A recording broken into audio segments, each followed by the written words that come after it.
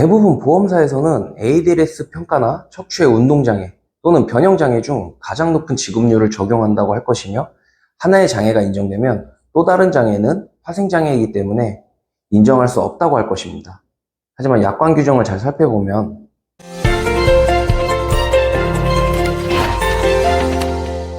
개인보험 후유장애 청구하시다 보면 보험사에서 절단장애나 인공관절 또는 유압술의 경우를 제외하고는 장애기간을 전부 인정해서 청구 금액을 전액 지급하는 경우는 거의 없을 겁니다. 아니면 기왕증이 있다고 하여 장애율을 감액하는 경우도 있을 것이고요.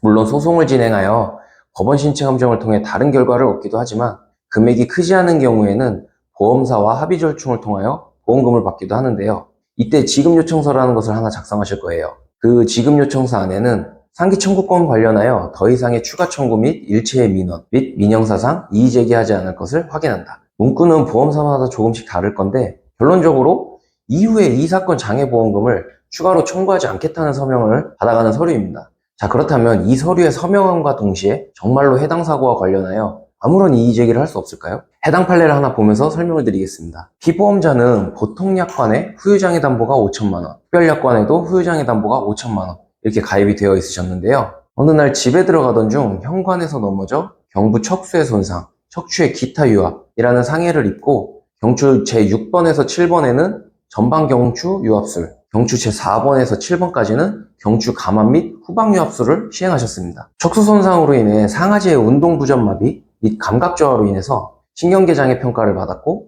일상생활 기본 동작, 즉 ADLS 평가를 통해 장애율 60%에 해당하는 후유장애 보험금을 청구하였습니다. 보험사에서도 의료자문을 시행해서 장애율 60%랑 영구장애라는 내용은 일치하였으나 사고 기여도가 50에서 60% 정도 된다는 자문의사의 소견에 따라 최종 후유장애 35%로 지급 처리함에 동의하게 되었는데요. 이때 보험사에서 상호간의 협의에서 결정된 것이니 지급 요청서에 이후 어떠한 이의 제기를 하지 않겠다는 서명을 받아가게 된 거죠. 그런데 이분은 경추 제4번에서 7번에 후방 유압술을 하셨으니까 척추의 심한 운동장애에도 해당이 되셨거든요. 보험사에서는 이미 지급 요청서에 서명을 하였고, 약관상 골절 또는 탈구로 인한 수술이 아니었기 때문에 인정할 수 없다라고 해서 결국 소송으로 진행할 수밖에 없었습니다. 여기서 쟁점사항은 크게 두 가지로 볼 수 있는데요. 하나는 이미 후유장애 보험금을 청구해서 보험사와 합의하였고, 이후 어떠한 이의 제기를 하지 않겠다고 서명했다는 점. 또 하나는 골절 또는 탈구로 인한 유압술이 아닌데도 척추의 운동장애로 볼 수 있는지에 대한 여부였습니다. 법원에서는요, 첫 번째로 서류에 서명한 부분에 있어서 신경계 장애 청구권에 한정된 것으로 봄이 상당하고, 척추의 장애에 관한 보험금 청구에 있어서는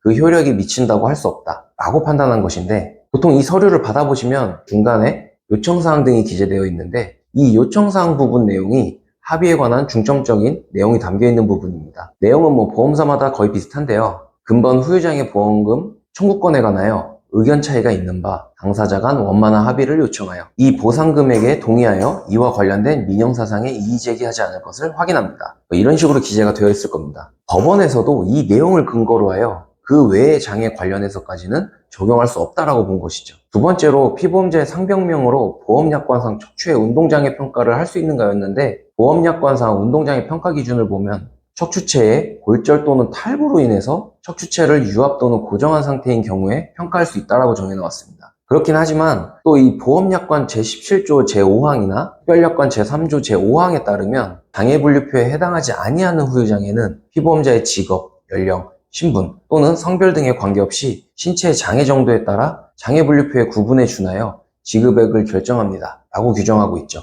법원 신체감정 촉탁 결과에 따르면 이 사고로 인해 척추체의 유압술을 시행하였으며 척추에 장애가 발생하였고, 장애분류표상 척추의 운동장애를 남긴 때에 준하는 경우에 해당한다고 하였습니다. 즉 골절 또는 탈구가 발생하지 않았더라도 이 사고로 인해 척추체를 유압 또는 고정한 상태로서 위 항목에 준하는 경우로 봐야 한다고 본 것이죠. 해서 이미 신경계 장애로 보험금 3,500만 원을 지급받으셨고, 이번 소송을 통하여 척추의 장애로 보험금 3,200만 원을 추가로 지급받으실 수 있으셨습니다. 약관 규정과 의학적인 입증을 통하여 두 가지의 장애가 전부 인정되는 경우들도 있으니까요. 이러한 분쟁을 겪고 계신 분이라면 10년간 보험소송을 전문으로 한 후유법률사무소로 연락 주셔서 자세한 상담을 받아보시는 것이 좋을 것 같습니다. 감사합니다.